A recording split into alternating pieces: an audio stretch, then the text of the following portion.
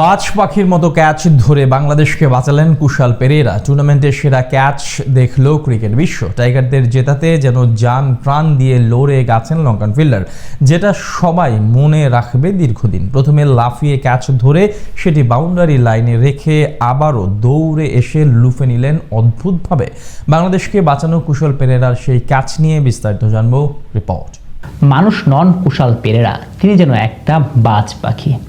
স্রেফ উড়লেন বল ধরার জন্য, ঠিক যেভাবে বাজ পাখি উড়তে উড়তে নিজের শিকার থাবায় মাঝে নিয়ে আসেন, ঠিক সেভাবেই যেন বলটা নিজের কাছে নিয়ে এলেন পেরেরা।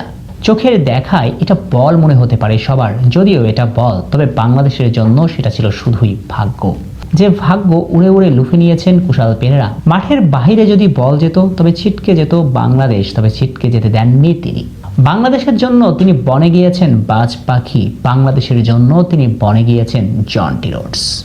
একবার একটি অবিশ্বাস্য ক্যাচ ধরেননি, একই কাজ করেছেন দুইবার।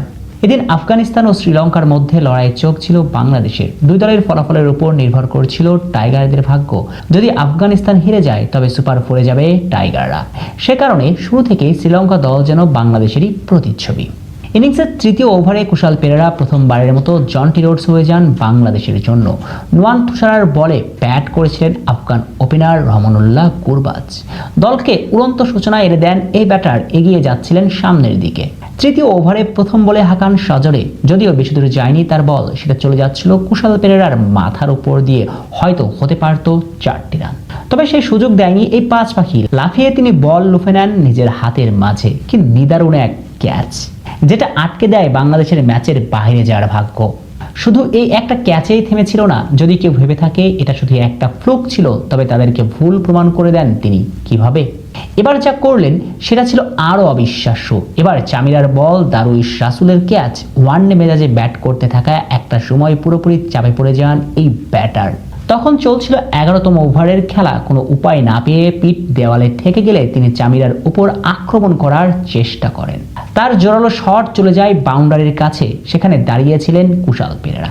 একটা সময় মনে হচ্ছিল বল বুঝি চলেই যাচ্ছে মাঠের বাইরে, তবে এরপর যা করলেন পেরেরা সেটা সবাইকে একেবারে স্তব্ধ করে দেয় মুহূর্তের জন্য।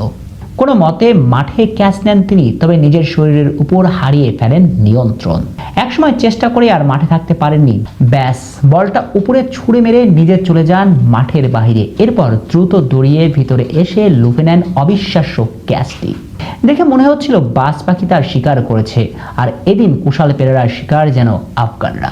সবচেয়ে মজার ব্যাপার হচ্ছে যেভাবে তিনি ফিল্ডিং করেছিলেন, যেন মনে হচ্ছিল জান প্রাণ দিয়ে বাঁচিয়ে দিচ্ছেন বাংলাদেশকে।